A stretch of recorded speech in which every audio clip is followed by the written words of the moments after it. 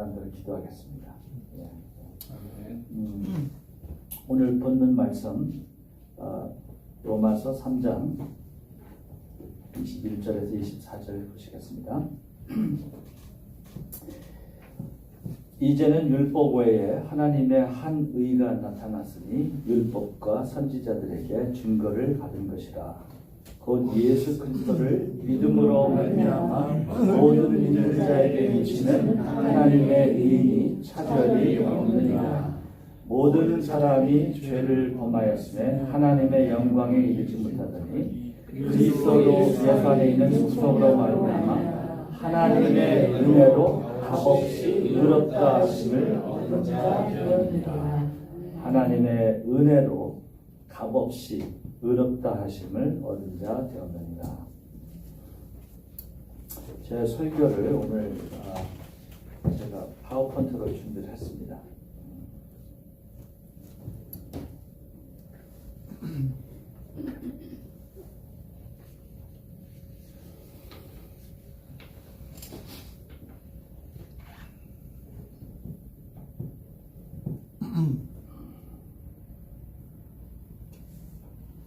그렇죠? 네. 신앙의 주춧돌. 이 제목을 가지고 고민했습니다. 영어로는 Structure of Faith라고 했는데 이거 한국말로 번역을 어떻게 할까 하다 신앙의 코너스톤, 주춧돌 뭐 이렇게 여러 가지 하다가 이렇게 정했습니다. 1999년에 96년에 한국에 참 끔찍한 사건이 일어났습니다. 여러분 기억나신지 모르지만 삼풍 100억간이 이렇게 허물어졌죠. 붕괴됐죠. 예. 그 전에 한강에 다리도 무너진 적이 있고 와우 아파트 제가 막 이민 올라고 할 때도 무너진 적이 있고 참 굉장히 온 국민이 분노했던 그런 사건이었습니다. 왜 이 아파트가 이 백화점이 붕괴됐는가 이제 좀 공부를 좀 해보니까 이 백화점 주인이 원래는 이게 백화점이 아니었는데 마지막 순간에 백화점으로 변경했습니다. 그래서 허가가 안 되는데 억지로 좀 돈을 써서 브라이브를 해가지고 4층짜리를 5층짜리를 줬는데 핵심적인 문제가 뭐였느냐? 이제 그 기둥이 있고 바닥에 이 플로어가 있는데 이 기둥하고 바닥을 받치는데 여기에 이게 쓰러지지 않게 받침목을 해야 되는데 안 했어요. 그래가지고 위에가 무거우니까 이게 쓰러지면서 그냥 기둥이 올라온 거예요. 예. 그리고 4층짜리를 5층짜리로 하고 또 5층에다가 그 무거운 에어컨디션을 그거를 냈대려 가지고 이게 다 사실 그 위법이었어요. 위법이었는데 돈을 써서 여기에 관련된 행정자들에게 돈을 써서 이거 만들어가지고 나중에는 주인하고 주인 아들하고 감옥에 갔고 또 브라이브를 받은 12명의 행정자들도 다 감옥에 갔고 이 사건을 한 500여 명이 죽었고 한 1000여 명이 부상당하고 한 사람은 16일 동안 기둥에 깔려 있다가 생존한 것도 있습니다. 근데 이 빌딩이 겉모양이 아름답지 않아서 무너진 것도 아니고 전기시설이 나빠서 하는 것도 아니고 그 안에 인테리어 디자인이 나쁜 것도 아니고 근본적인 문제는 보이지 않는 그 스트럭처가 원만하지 않았기 때문에 무너졌습니다. 자, 오늘 아침에 제가 왜 이런 이 백화점 붕괴된 얘기를 하는가? 여러분 우리의 신앙을 이 건물과 비교해 보시길 바랍니다. 우리의 신앙이 굳건하려면 보이지 않는 신앙의 골격, 이 스트럭처가 단단해야 됩니다. 우리가 신앙생활하면 내적인 어려움도 있고 외적인 어려움도 있고 여러 가지 바람도 불고 또 지진과 같은 일도 생기고 폭풍도 일어나고 그럽니다. 근데 이 신앙 속에서 골격이 든든하면 이런 것들을 견딜 수 있습니다. 그래서 오늘은 우리 신앙의 골격이 무엇인가? 요거를 여러분들과 생각하고 싶습니다. 그래서 이 신앙의 골격이 무엇인지를 알고 그 성경 진리에 근거된 그 골격에 대한 확고한 확실한 이해와 확실한 이 믿음이 없으면 여러 가지 인생의 풍파에서 흔들릴 수가 있습니다. 여러분 오늘 한번 이런 질문들을 제가 여러분들에게 물어보겠습니다. 나는 구원을 받아 영생을 얻었는지 확신할 수 있는가? 제가 사역을 할 때 제가 다루는 영어 목회의 자매의 어머니가 그렇게 나이가 그렇게 많이 드신 분은 아니었는데 암으로 선포받고 1년 만에 세상을 떠나셨습니다. 한 몇 주 전에 돌아가시기 전에 제가 이제 신방을 갔는데 신앙이 굉장히 좋으신 분이에요. 저한테 이런 질문, 목사님, 나 정말 천국에 갑니까? 근데 그 얼굴에 참 근심 있는 얼굴로 저한테 물어보더라고요. 그래서 제가 그 성도님 손을 꼭 잡고 성경의 약속을 반복시켰습니다. 우리가 하늘나라에 가는 것은 우리의 감정도 아니고 또 우리의 경험도 아니고 확고한 하나님의 말씀의 약속입니다. 그래서 요한복음 5장 24절을 제가 읽겠습니다. 나 보내신 이를 믿고 나를 믿는 자는 영생을 얻었고 심판에 이르지 아니하나니 영생을 얻었고. 그래서 다른 거 지금 생각하지 마시고 하나님의 말씀을 약속의 말씀으로 붙잡으면 갈 수 있습니다.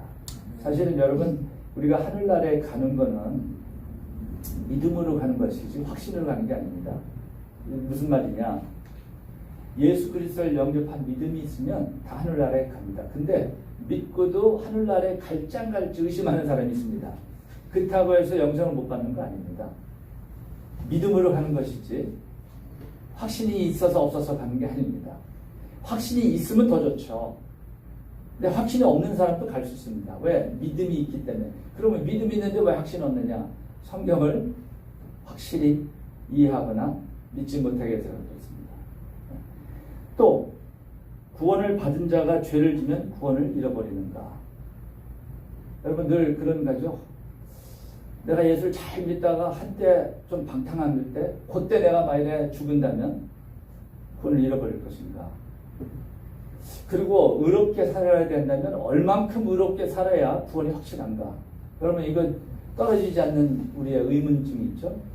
한 걸음 더 나가서 이건 잘 들으셔야 저한테 오해를 하지 않습니다. 믿는 사람들이 자살하면 지옥에 가는가? 여러분 어떻게 생각하세요? 근데 그 질문 속에 더 중요한 건 이거예요. 예수 믿는 사람들이 자살할 수 있는가? 여러분 어떻게 생각하세요? 제가 다니는 교회에 뭐 어느 교회라고 얘기할게요. 얼반 베들 교회에서 장로님이 교회 앞에서 자살하셨습니다. 목 달고. 그리고 은퇴하신 여전도사님이 자살했어요. 그리고 제가 가르치는 청년이 주일날 나오고 악수하고 월요일날 가서 자살했어요. 이 청년은 제가 1년 동안 확고한 복음을 심어주고 여러 번 신앙의 고백을 듣은 그런 청년이었어요. 이 세 사람의 공통점이 뭐냐? 심한 매닉 디프레션에 질병한 정신 질병을 고생하는 사람들이었어요. 자, 그렇다면 믿는 사람이 자살할 수 있는가? 자살했다는 것은 믿음이 없었다는 것인가? 물론 그 속마무리가 날 수 있죠. 사람의 의지와 감정은 굉장히 연약하고 불안합니다. 우리의 구원이 우리의 의지와 우리의 감정에 달려있지 않습니다. 믿음에 달려있지. 그렇다고 해서 믿는 사람이 자살하는 건 절대 아닙니다. 자살은 하나님 앞에 아주 무서운 죄입니다. 그러나 인간은 연약한 존재입니다. 우리의 두뇌는 케미컬 임밸런스나 뭐가 잘못되면 쉽게 우리의 의지와 우리의 이성을 으로 조절이 안 되는 것이 사람입니다. 한 번 받은 구원이 영원한 것이라면 방탕한 삶을 살게 되지 않는가. 믿음으로 값없이 은혜를 구원을 받으면 그럼 아무렇게도 살아도 되지 않는가. 게으른 신앙생활 하지 않을까. 여러분 이런 질문도 갖게 되죠. 그래서 강조하는 게 뭐죠? 순종해야 된다, 의롭게 살아야 된다, 헌신해야 된다는 강조를 합니다. 그럼 얼만큼 의롭게 헌신하면서 살아야 되는가? 어디에 기준을 대는지 그것도 고민스러워요. 그죠? 근데 잘 하다가 또 어느 날은 또 떨어질 때가 있고, 그죠? 떨어졌을 때 주님이 부르시면 어떡하는가? 참 고민스럽죠. 교회 안에 믿는다고 하는 사람들 중에 위선자들이 참 많습니다. 말과 행실이 같지 않고. 자, 이게 믿음이, 이게 진짜 믿음인가? 가짜 믿음인가? 신앙이라는 게 진짜 신앙 있는가? 여러분 의심스럽지 않으세요? 교회 안에 말과 행동이 일치되지 않는 사람이 얼마나 많습니까? 그럴 때 우리가 어떻게 그걸 해야 되죠? 구원받은 자들이 죄를 계속 짓는 이유는 무엇인가? 이 질문에 내포된 그 내용은 믿는 사람들도 죄를 짓는다는 거죠. 근데 계속 습관적으로 질 수 있는 것인가? 구원받은 자들이 죄를 습관적으로 의도적으로 죄를 계속 질 수 있는가 없는가? 여기에 대해서 논쟁이 큽니다. 있을 수 없다. 그렇게 습관적으로 지면 예수를 안 믿는다. 등등의 여러분 굉장히 혼동스럽습니다. 이 논쟁을 볼 때. 또 의롭고 헌신된 삶을 사는 동기는 어떻게 생기는가? 교회에서 강압적으로 헌신해야 된다.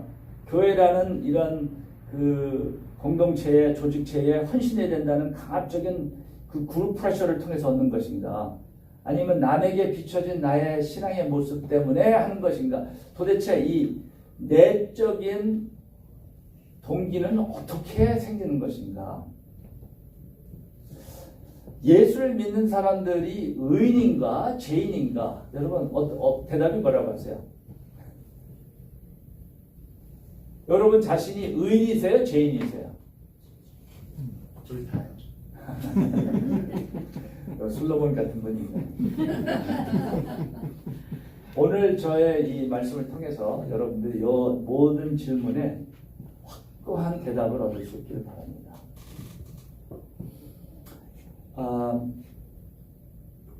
우리가 어떻게 우리의 삶이 변했는가를 보면 하나님의 말씀이 감동적으로 우리에게 체험했을 때 우리의 삶이 변합니다. 그렇죠? 예. 근데 감동적으로 체험할 때 이성적인 이해와 확신이 없으면 오래가지 않습니다. 약발이 떨어져요. 왜냐하면 감정은 식어집니다. 그리고 감정이 식어지면 거기에 대한 그 변화가 힘을 일으켜버려요. 그래서 여러분 가만히 우리 삶을 뒤돌아보세요. 자기 각자의 삶을. 내가 오늘날 이렇게 신앙생활을 할 수 있고 이런 확고한 믿음을 가질 수 있는 그 이유가 뭘까 보면 감동적인 체험이 아니라 그 감동적 체험 속에서 깨달은 성경 진리입니다. 그래서 내가 정말 나의 근본적으로 나를 변화시킨 것들은 성경의 기가 막힌 진리를 내가 깨달아서 그거는 그렇게 이모션하지 않을 수도 있어요. 근데 그 진리가 확고하게 이해가 되고 또 그 진리가 내 마음에 확신을 가졌었던 것이 결국 나를 변화시킵니다. 그래서 우리 신앙생활은 이 두 가지가 다 필요해요. 이성적으로 이해하고 확신하는 거 필요하고 또 그것이 우리가 감동적으로 감동을 받을 때 우리의 마음이 변하고 생활이 변합니다. 그래서 우리가 신앙의 믿음의 구조를 이렇게 정리를 할 때 여러분 성서적인 진리를 이해하고 확신하는 게 반드시 필요합니다. 이게 없으면 온갖 풍파에 흔들리게 됩니다. 근데 성경은 여기서 끝나지 말라고 했습니다. 이성적으로 이해하고 확신하지만 이것을 삶 속에서 감동적으로 체험될 때 그 힘이 나는 것입니다. 그래서 여러분들과 오늘은 제가 가장 중요시 여기고 저의 삶 속에서 가장 제가 기뻐하고 고마워하는 이 구원의 섭리를 여러분들에게 좀 나누고 싶습니다. 제가 오늘 말하고자 하는 것은 크게 세 가지인데, 칭의, 성화, 영화. 여러분 이런 단어들 들어보신 적 있을 거예요. 오늘 제가 전하는 이 말씀은 여러분들 중에는 이미 다 알고 있는 것일 수 있습니다. 다 들어봤고 여러 번 들어봤고 또 확실히 알 수 있어요. 여러분이 만약에 그러시다면 오늘 이 말씀의 중요성을 깨달으시고 신앙이 어린 사람들을 세워주는데 여러분들이 이 오늘 깨달은 이 말씀을 사용하셨을 바랍니다. 나만 신앙의 골격을 확고하게 세우는 뿐이 아니라 다른 사람에게도 쉽게 간단하게 설명하고 심어줄 수 있기를 바랍니다. 또 여러분들 중에는 부분적으로 알 수가 있어요. 근데 이 부분적으로 알던 것을 합쳐서 영어로 말하면 synthesize해서 종합적인 이해를 가지면 하나 서 있는 것보다 세 개가 서서 합쳐지면 더 강해집니다. 그래서 부분적으로 알던 것을 합해서 이해할 수 있기를 바랍니다. 또 세 번째는 여러분들 잘 모르시거나 희미하면 이 기가 막힌 하나님의 구원의 섭리를 통해서 확신과 또 감사와 이런 것들을 여러분 얻을 수 있기를 바랍니다. 오늘 제가 세 가지를 여러분들과 나누고 싶은 신앙의 믿음의 구조, 하나님의 놀라운 구원의 섭리. 이 구원의 섭리는 세 가지가 있는데 하나는 칭의라는 것이 있습니다. 이거는 믿음을 가졌을 때 의롭다 칭함을 받는 겁니다. 자, 여기서 의롭다 칭함을 받은 거하고 의인이 된 거하고는 차이가 있습니다. 자, 의롭다 칭함을 받은 것은 무엇이냐? 아직 우리의 본질은 의인이 아닌데 또 의롭게 살 수 있는 능력이 있지 않은데 하나님께서 우리의 정체성을 법적인 차원에서 의롭다 견지해 주는 겁니다. 칭의해 주신다. 그래서 칭의라고 했습니다. 이때 이거는 칭의는 순간적으로 이루어지는 것입니다. 예수를 영접하는 그 순간 단순에 의인의 정체성을 가지게 됩니다. 여러분 주님을 영접했으면 이거는 이미 이루어진 역사입니다. 좋은 예를 들면 1976년에 제가 미국에 온 지 5년 이후로 미국 시민권을 받았습니다. 그 볼티모어 그 페더럴 콜트에 가서 선언하면서 시민권을 받았습니다. 참 재밌는 거는 그 시민권 받을 때 이제 그 인터뷰 하잖아요. 그 당시 저는 이제 고등학교를 다녔기 때문에 질문이 어려웠습니다. 메릴랜드 주의 주지사가 누구냐? 대법원 그 치프 저스티스가 누구냐? 이걸 물어봤는데 다행히도 그 인터뷰하러 가는 날 제가 핸드북을 봤을 때 그게 있어서 그거를 읽었거든요. 다행히도 저는 패스됐어요. 근데 저희 아버지에게 저 인터뷰가 물어봤어요. 미국의 삼권 분리가 뭡니까? 영어로 말하면 executive, legislative, judicial. 사법부, 입법부 그거잖아요. 저희 아버지가 legislative, executive 이런 걸 어떻게 알아요? 그러니까 대답이 뭐라 한 거네요. Your country, my country, same thing.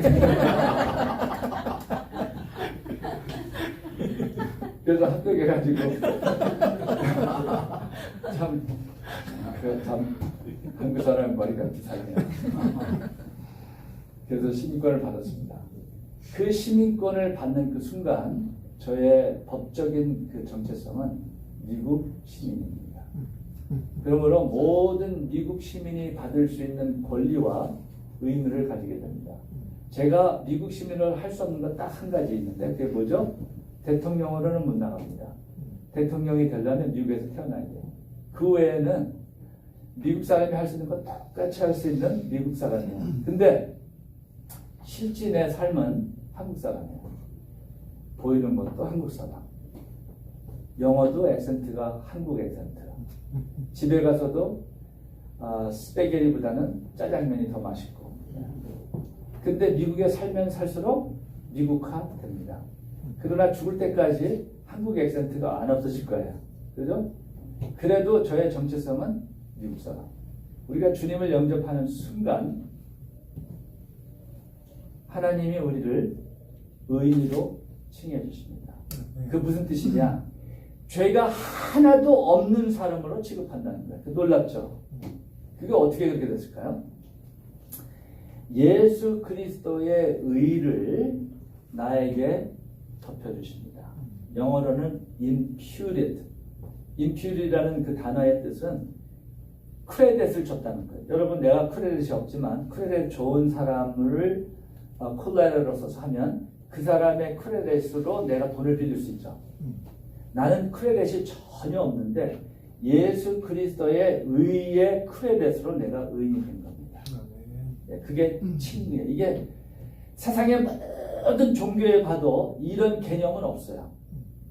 세상의 모든 도덕 윤리관을 봐도 값없이 의인이 되는 이런 칭의의 구속의 방법은 구경할 수가 없어요. 근데 오늘 말씀에 하나님의 은혜로 값없이 의인이라 칭함을 받았다고 했어요. 이게 놀라운. 그래서 우리 믿는 사람은 의인입니다.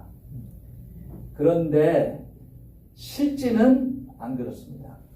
의인이라 칭함을 받았는데 내 속에 욕심, 죄의 욕구는 그대로 있습니다. 그리고 내 주변에는 죄질 유혹이 너무나 넘칩니다. 그래서 그 다음에는 하나님께서 성화를 해주시는데 이거는 점차적으로 의로운 삶을 살 수 있도록 하나님께서 역사하시는 겁니다. 이거를 성화라고 합니다.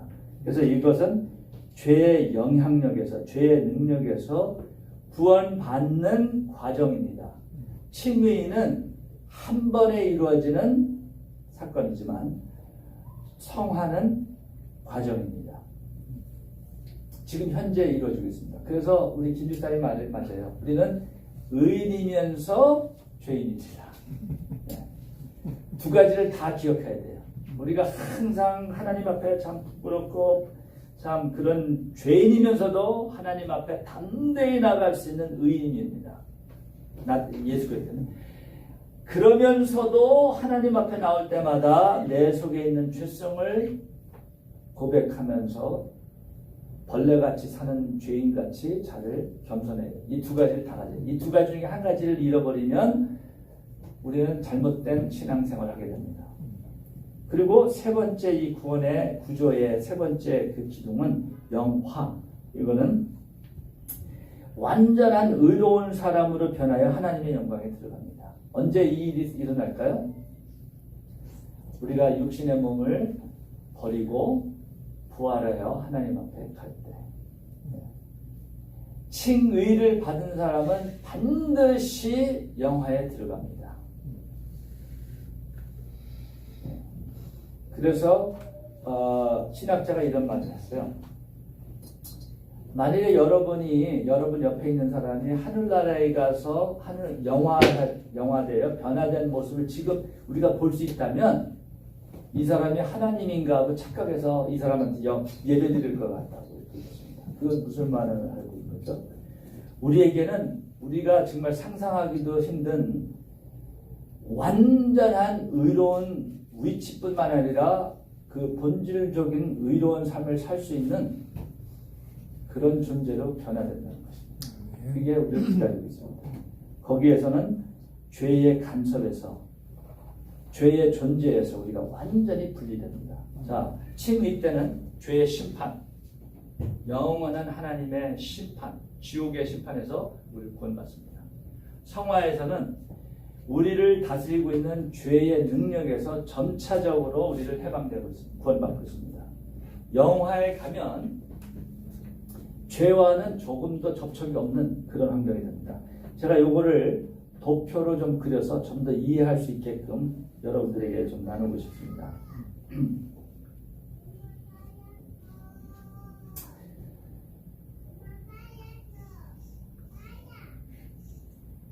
여러분 이 라인이 여러분의 인생이라고 생각해 주세요. 여기는 이제 내가 태어난 날, 보이죠? 여기는 내가 죽는 날, 이 시간이에요. 여기는 주님을 영접하는 날이에요. 자, 근데 주님을 영접하면 무슨 일이 생길까요? 주님을 영접하면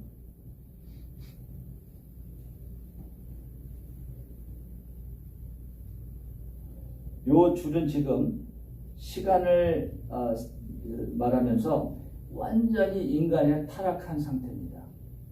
근데 주님을 영접하면 여기에 도달하게 됩니다. 이 라인은 완전한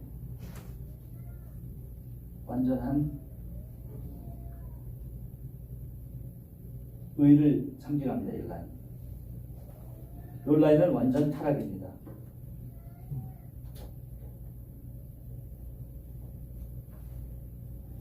이걸 뭘 얘기하냐? 사람은 태어날 때 완전히 죄 가운데 태어납니다.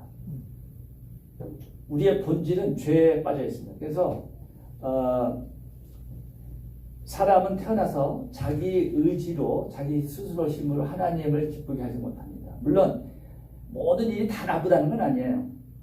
뭐 정직할 수도 있고 선을 베풀 수 있지만 이 모든 선과 우리가 생각하는 좋은 것들이 하나님의 기준에 이르지 못해요. 불가능해요. 완전 타락입니다. 근데 주님을 영접하는 순간, 그 순간 우리의 정체성은 완전한 하나님의 의에 이르게 됩니다. 이걸 뭐라고 했죠? 칭의입니다. 로마서 3장 24절. 로마서에서 이 칭의를 가리킨 게 여러 군데 있습니다.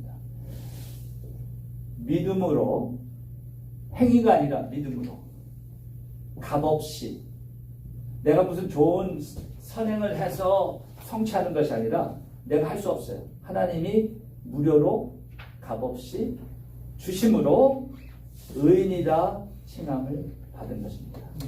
이게 칭의예요. 이게 놀라운 거죠. 그게 언제 일어난다고요? 주님을 영접할 때. 그때 내가 모든 신학적인 지식을 다 알고 하나님에 대해서 알고 구원의 섭리를 다 아는 게 아니에요. 단순히 예수 그리스도를 영접함으로, 마치 십자가 옆에서 그 죄인이 예수 그리스도를 영접할 때 주님이 뭐라고 했죠? 오늘 내가 너와 같이 낙원에 이른다고 했습니다. 단순한 믿음으로. 여러분 이거는 앞으로 여러 가지 설교나 성경 말씀을 듣고 그럴 때 굉장히 혼동스러울 때가 많아요. 신앙을 하다 보면 경건주의를 가르치다 보면 극단적 금욕주의나 율법주의도 있고 방탕주의도 있고 중간에서 굉장히 혼동스럽습니다. 여러분 여기서 확실히 붙잡고 이거는 놓치지 마시고, 누가 무슨 얘기를 해도 나의 구원은 믿음으로, 하나님의 은혜로, 값없이 순간적으로 이루어진다는 거. 그건 제 말이 아닙니다. 로마서, 요한복음, 갈라디아서, 에베소서 수십 번 반복되는 성경에서 확실하게 가르치는 진리입니다. 누가 뭐를 해도, 성령 충만하지 못해도, 성령 체험하지 못했다 하더라도, 내가 아주 연약한 죄와 수작을 하는 죄인이라도 예수 그리스도가 나의 죄로 해서 죽으시고 부활하신 것을 내 마음에 믿고 입으로 고백할 수 있으면 여러분은 칭의를 받았습니다. 기억하세요. 그런데 우리의 실제 생활은 이렇지가 않습니다. 어떻죠? 조금 의롭게 살다가 떨어졌다가 올라갔다가 내려갔다 올라갔다 내려갔다 이렇게 하다 죽습니다. 빌립보서 1장 6절에 너희 안에 착한 일을 시작하신 이가 반드시 끝내주신다고 했습니다. 그래서 우리가 주님을 영접했을 때 우리에게는 새 생명이 생깁니다.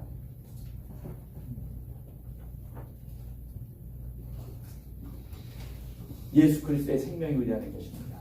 생명이 있는 것은 성장합니다. 여러분, 우리 자녀들이 성장하지 않으면 병 걸린 거예요. 그러면 굉장히 걱정거리가 되죠. 새 생명을 가졌기 때문에 성장합니다. 그래서 우리의 의로운 삶이 점점 더 많아지고 높아지고 성장합니다. 그런데 이게 어떤 때는 이렇게 떨어집니다. 이게 왜 떨어질까요? 왜 의롭게 살다가 어떤 때 또 이렇게 내려갈까? 무엇이 이것을 떨어뜨리게 할까요? 그것은 내 속에 있는 육신의 욕구, flesh, 이 죄성이 우리에게 남아 있습니다. 그 다음에 세상의 유혹이 있어서 우리 떨어지게 합니다. 또 사탄의 유혹이 있습니다. 사탄의 영향력. 이 세 가지가 우리가 의인이 됐음에도 불구하고 우리 안에 역사합니다. 이것을 잘 설명한 것이 갈라디아서입니다. 갈라디아서 5장 6절. 바울이 로마서 3장, 4장, 5장까지 이 칭의를 잘 설명하면서 강조한 다음에 7장에 가서 이런 고민을 얘기합니다. 내가 해야 될 것은 안 하고 안 해야 될 것은 하는 오라 나는 권고한 사람이다. 이런 신앙을 고백합니다. 아니, 의인이 됐는데 왜 그런 갈등이 있는가? 그래서 신학자들은 로마서 7장의 바울의 고민은 구원받지 않은 상태를 설명한 것이다. 이렇게 얘기하는데 아닙니다. 문맥 속에 보면 이미 구원을 받은 바울의 그 실질적인 현실적인 영적 상태를 얘기하는 겁니다. 우리가 예수 믿고도 여러분 미운 생각이 없어집니까? 욕심이 없어집니까? 의심이 없어집니까? 그대로 있죠. 그래서 우리를 떨어뜨려요. 그런데 여기서 우리를 해방시키는 이런 힘은 뭘까요? 말씀과 성령입니다.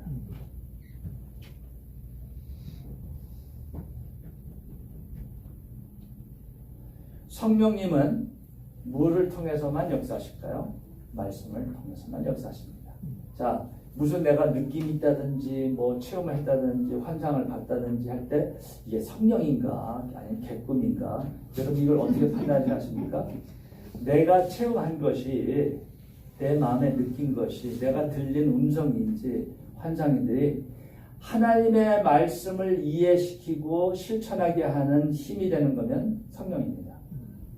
근데 하나님의 말씀하고 상관없는 것, 특별히 예수 그리스도와 경쟁하는 것들이나 대신하는 것들은 성령 아니에요.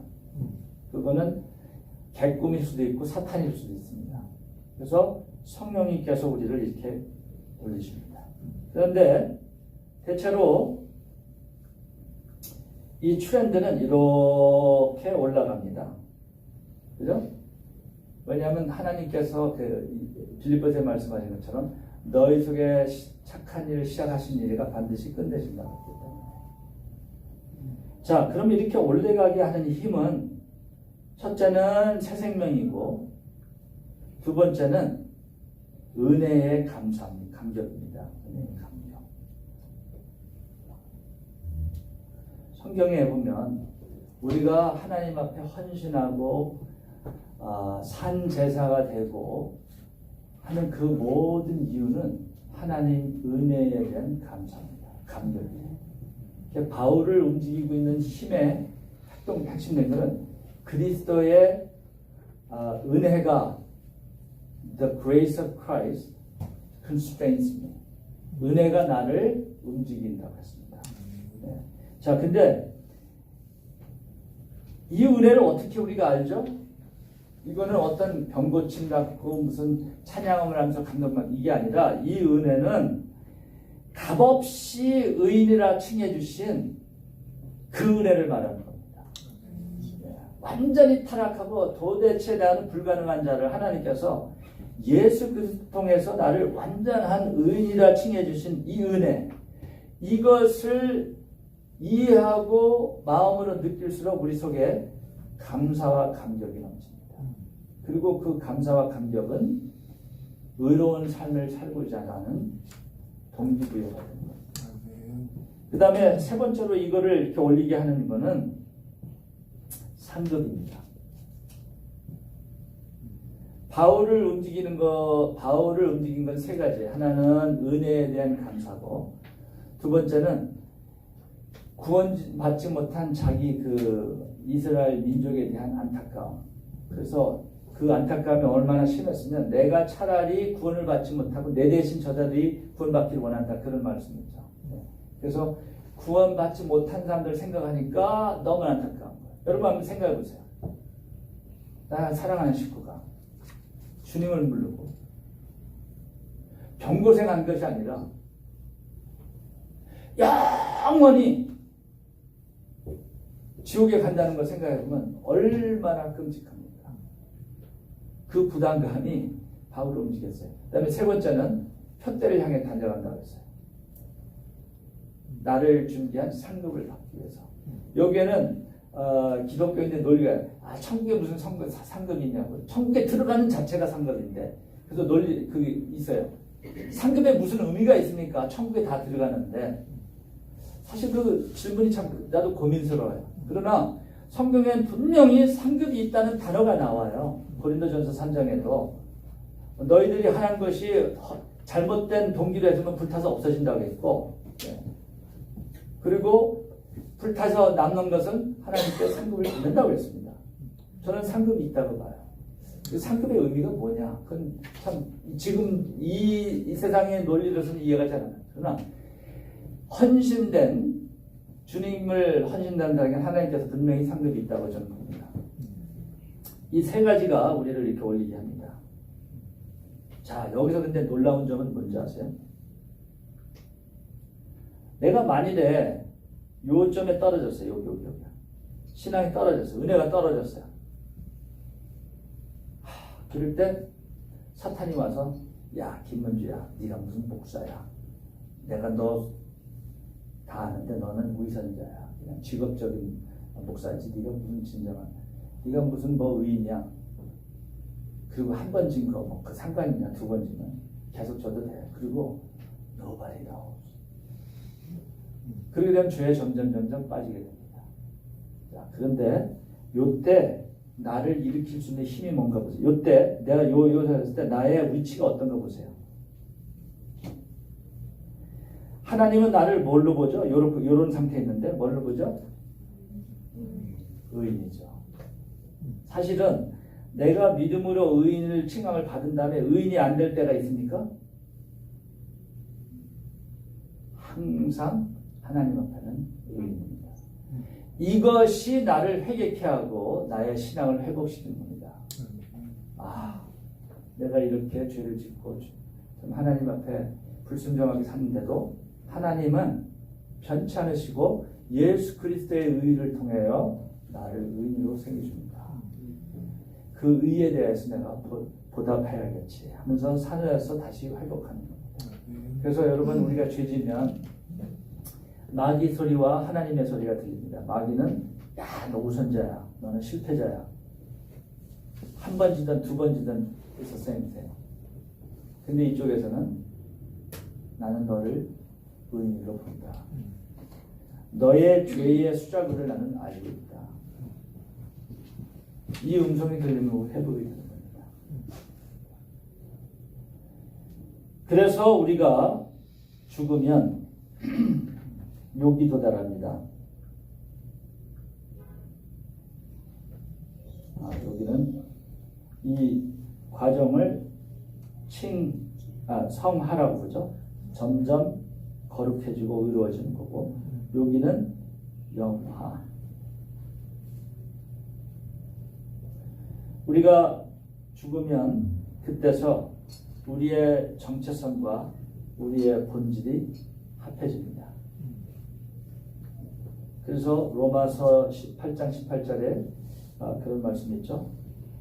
우리가 앞으로 임할 하나님의 영광을 지금과 조금 더 비교할 수 없다. 그래서 여러분, 늙는다는 것이 슬픈 일이 아닙니다. 네. 젊음의 아름다움이 다 찌그러지는 게 아닙니다. 점점 하나님의 영광에 가까워집니다. 네. 여러분 그런 미래에 대한 소망을 가지고 살으시길 바랍니다. 여기에 들어가요. 근데 여기서 참 놀라운 건 뭐냐? 칭희, 성화, 영화가 하나가 이루어져야 다음 것이 이루어지고 다음 것이 이루어져야 세 번째 것이 이루어지는 게 아닙니다. 이 칭의, 성화, 영화는 패키지로 주님을 영접하는 순간 다 이루어집니다. 그래서 기독교의 구원은 이런 역설적인 의미가 있습니다. Already, not yet. 이미, 그러나 아직. 무슨 뜻이죠? 우리는 영화가 이미 이루어졌습니다. It's already. 그렇지만 현재는 성화 과정에 있습니다. Not yet.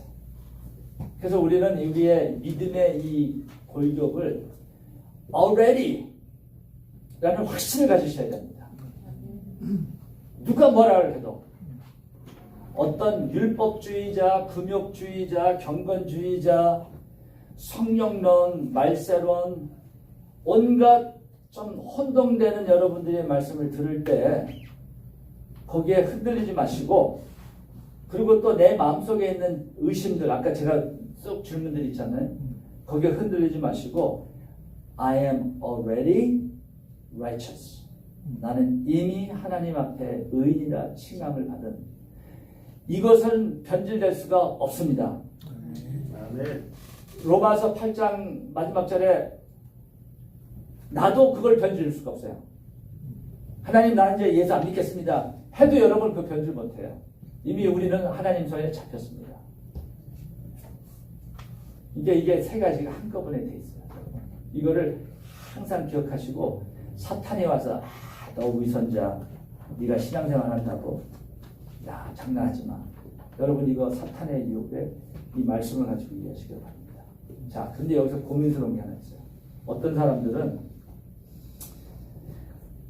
신앙생활 이렇게 해요. 구원받았는데 주님을 영접했는데 삶의 변이 이렇게 되고 있어요.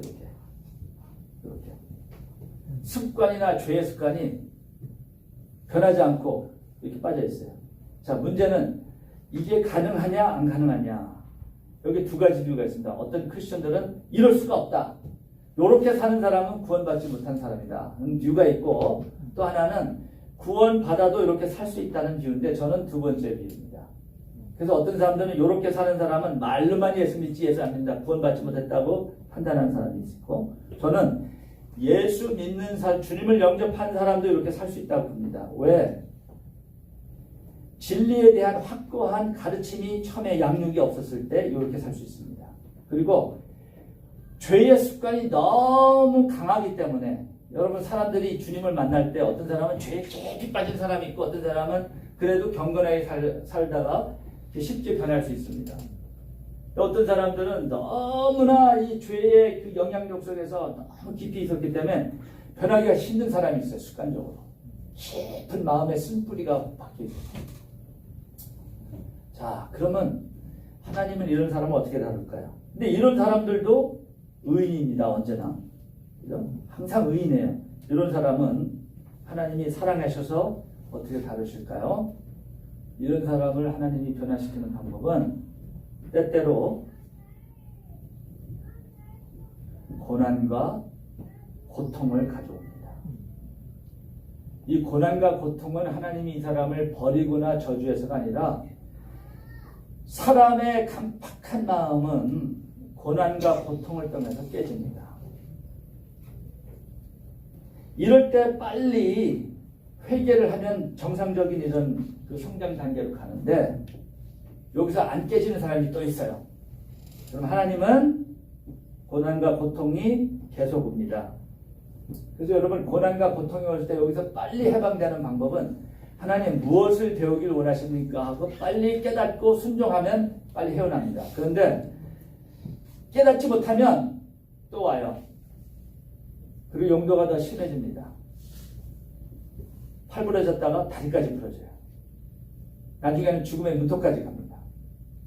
그래서 여러분 사실 목회자가 가끔 이런 기도를 해요. 성도들한테는 가네요. 속으로 하나님 우리 아무개 성도님 좀 적당히 좀 부러뜨려 주십시오.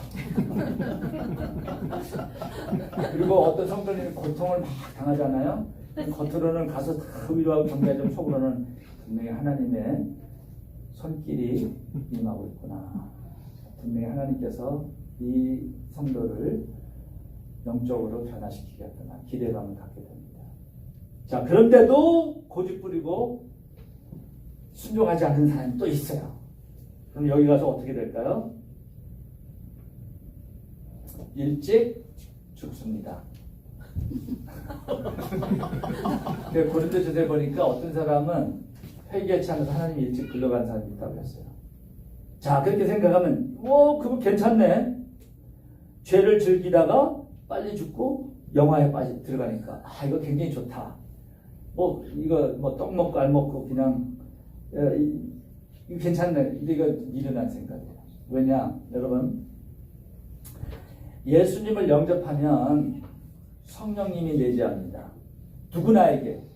그런데 한 발은 죄, 한 발은 성령님의 음성을 들으면서 사는 이 삶은 가장 괴로운 삶입니다. 차라리 주님을 모르고 성령이 없어서 죄를 지면 죄책감이나 없이 죄를 즐기다 죽죠. 그런데 주님을 알고 죄를 즐기면 죄도 즐기지 못해요. 항상 즐길 때 마음속에 성령님이 지적해 줍니다. 그렇다고 주님을 완전히 성령 따라오자 하니까 그 유혹이 항상 이거 굉장히 이 정신적으로나 정적으로 가장 이 불안전하고 고생스러운 사람의 삶입니다.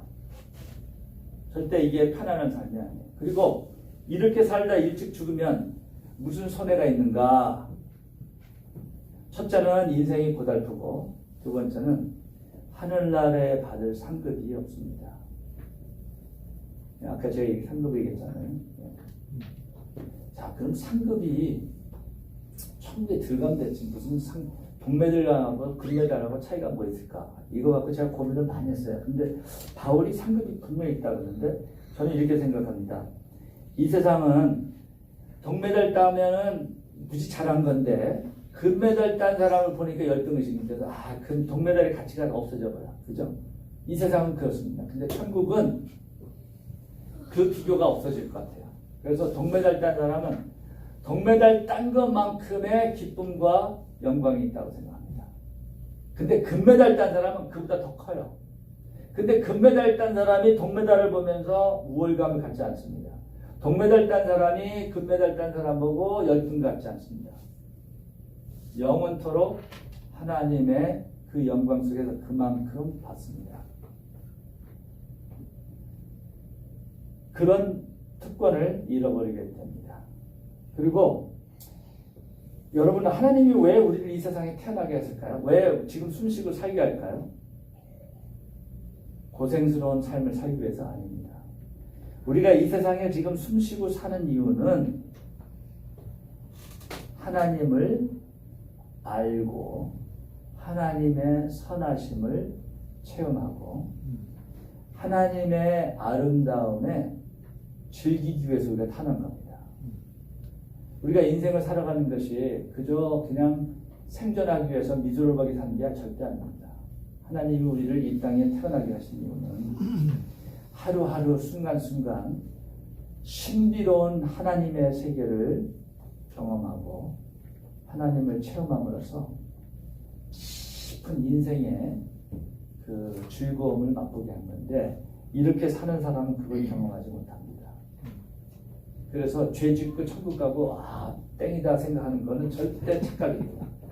이것처럼 괴롭고 미련하고 그러니까 이렇게 사지 마시고 우리 삶 속에 이런 그 고통과 고난이 오면 하나님께 왜 나에게 주셨습니까? 이러지 마시고 하나님 이 고통과 고난 속에 담겨진 하나님의 섭리가 무엇입니까? 가르쳐 주십시오.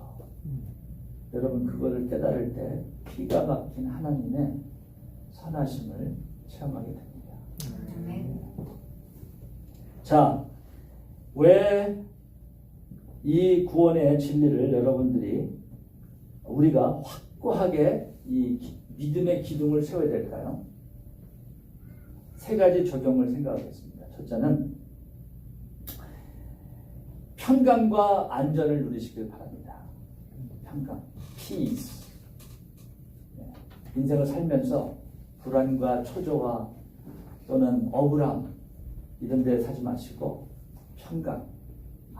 나는 하나님의 자녀다. 제가 가끔 비행기 타고 할 때 이런 끔찍한 생각이 비행기 떨어지면 어떡하지? 방 청소 안 해봤는데 그래도 그때 오면은 주님 오늘만이라도 부르시면 저는 준비됐습니다. 이런 마음으로 살아요. 평강.